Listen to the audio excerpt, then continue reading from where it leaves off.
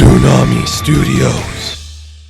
Stargirl, episode 4, all about Wildcat, but no, it's not Ted Grant. This one is all about Yolanda Montez. Wow, I really liked this episode. I'm going to tell you guys right now, I don't know a lot about Yolanda Montez. I'm a Ted Grant guy, I always have been. I just always relate to the older guy who is kind of out of his prime, and he's always hurting and just scrappy looking and just out of shape. I relate to that guy and everything, so Ted Grant was always the guy I gravitated to, but I really like what they did of Yolanda Montez here, and the actress that plays her, Yvette Montreal, she was in that Rambo movie, the most recent Rambo movie, if I'm not mistaken. I'm not positive. I think that was her in there. She was really good. So this episode, we get a flashback to what exactly happened to Yolanda that made her an outcast, the things that kind of bothered her. The bully bitch at school, Cindy, wanted to get with her boyfriend, but Yolanda was on like top of the world. She could have rivaled Cindy for like being like the top bee, the queen bee at that school. So in order to get revenge and get back at her, she just kind of steals the boyfriend's phone, which was Henry. We realize it's Henry and it's Brainwave's son, which is kind of interesting to see that angle. That's how that's going to play into this going forward. But Yolanda sends him some kind of provocative pictures of herself because she trusts him and she loves him.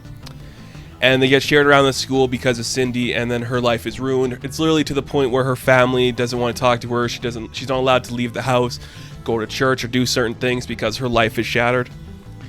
This is intense. Like, I wasn't expecting it to get so intense and so real. This seems very likely for that. I'm not a colored family, and I never come from a colored family, but I just think the idea of, betraying your family is very present there, and it's kind of interesting to see that and how that came out. Yolanda gets broken in this show. It's amazing what happened to her here. It's just so intense and brutal, and it felt really real as compared if this was done on like a lesser show, it wouldn't feel as real or intense. So that was really cool and really heart-wrenching to see because I really felt for her. And the actress, she does a great job, Yvette. She does a great job of just conveying that emotion, how she's feeling in that situation. And man, I'm just like, that was the big takeaway for this. And there's a scene with Yolanda and Courtney, and they're just talking in the room like, I shouldn't have trusted him, but it's also like, he shouldn't have shared those photos. You can't blame yourself for being who you are, for feeling certain ways for people. Trust goes both ways, and he broke that trust. You can't blame yourself. And at the end of the episode, when Yolanda gives her big speech to her parents, like, I've paid my punishment, I've grown from it, I've learned from this, you have to let me move on. And they don't. She is the most mature one in that situation, and that's really cool to see. I really did like that. I thought that was really fun and really interesting. And the other big part of this episode too is, Courtney is about to get her the Wildcat costume. So we see again, we tease in Jakeem again. Mike has a friend named Jakeem. We see that the pen's not working, but then we hold on it a little too long, and then it makes the little sinister laugh. I'm loving that. What a great fun thing that not a lot of people are going to understand unless you're like a big fan of the JSA. I think that's really cool to see, and I'm having a great time with that. But no, we are giving Yolanda the Wildcat costume. Here's a couple of things I was kind of unsure of when it comes to Wildcat, because I'm a Ted Grant fan. Does the costume work like a Black Panther suit? Has it always done that? I'm not positive on that. I wasn't sure if it always was like, oh, it's going to form fit to her body. She can kind of, when she jumps down, there's like a blue aura that comes every time she pounces. Like the suit gives her those abilities. I always thought Ted Grant was just really strong and muscular, and that's how he was able to do it. Maybe it's a magic suit that one of them built and Ted Grant never really got the chance to wear it, and maybe he's just kind of a scrapper in the early days before he joined the JSA and got the powerful suit. I'm not positive, but I understand why we're doing this. Either way, we are in a Black Panther timeline. No, it's not really Black Panther timeline, but we're post Black Panther. Everything's got to be that powerful suit if it's a cat, and it looks good. The suit looks so good. It looks amazing on her, the way the details look, the way the claws look, the way the mask looks. I love the way the mask looks. This looks amazing. I'm so happy we're getting a nice Wildcat costume. And it works pretty well. You just see they do like a cool montage where they're trying to figure out what the suit does, and they go to Wikipedia to find out what it is. That was really funny to see. I really did like that. And sticking on comic book accurate suits for a minute, Dragon King. What? I wasn't even aware Dragon King was going to be in this. I'm looking at the promotional images. It's even on my thumbnail for some videos. You see Dragon King, but I just completely zoned out on that. I don't know why. I was like, there's Sportsmaster. there's Dragon King, and he looks so good. Oh my goodness, he looks great. And he's giving a speech to Icicle. He's like, yeah, man, I'm not going to betray you. I can promise you a lot of things, bro, but betraying you is not one of them. I respect you. I'm not going to betray you. And it's really cool.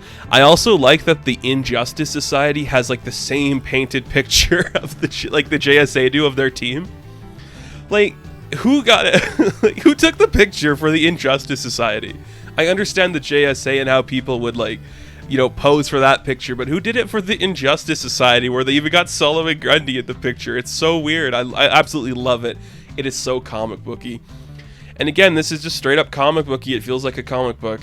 And then Courtney and Yolanda go kind of on like their first mission. They figure out the powers of the suit, and then Yolanda's like, so if, you know, Brainwave's in a coma, maybe there's people on the records list visiting him in the hospital. So the next part of this is like they're going to break into the hospital to figure out who is seeing Brainwave. And I think that was really cool. It's a really fun first kind of mission for this team and where that's going to go. I love this suit. The suits look so good. When you just see Wildcat and Stargirl together, their suits look incredible. And it's just so fun to see them. And they're doing some great stuff in the hospital, sneaking around. Courtney's making a distraction, unironically, with the Cosmic Staff, which was really funny. Just a lot of great stuff in here. And we do end kind of with seeing that the girl that will be Dr. Midnight, her name is Beth. She sees that it's Yolanda, and she's probably going to figure out that it's Courtney, who is Stargirl, which I think is really cool to see. And obviously she's going to become Dr. Midnight. Like, we already know that's going to happen, so it's kind of fun to see that too. I'm excited for that. Like, I don't really like that character, but I feel like she's going to be coming a long way from when we first see her, so that's kind of exciting. This was a great episode. Like, you just watch this one and you're like, that's Wildcat, that's Stargirl, that's Dragon King, that's Icicle. Everybody's looking their parts, they're having fun, they're doing their thing. We see that Pat is trying to get a couple of pieces to like build up Stripe, and that the wife of the wizard gets murdered and her car is kind of abandoned, and that's what we end on when we see Pat realizing, oh, she was married to the wizard. It wasn't an accident that he's dead. And now I don't know if he's going to think maybe Icicle killed him or maybe Courtney did something to them. I don't know. I'm pretty sure he's going to think it's Icicle. Look, if this show ends with Pat's death, I'm going to be very mad because I do not want that to happen. It's just too good. It's just so good. This show is just so fun. Everything about it is being really cool and interesting.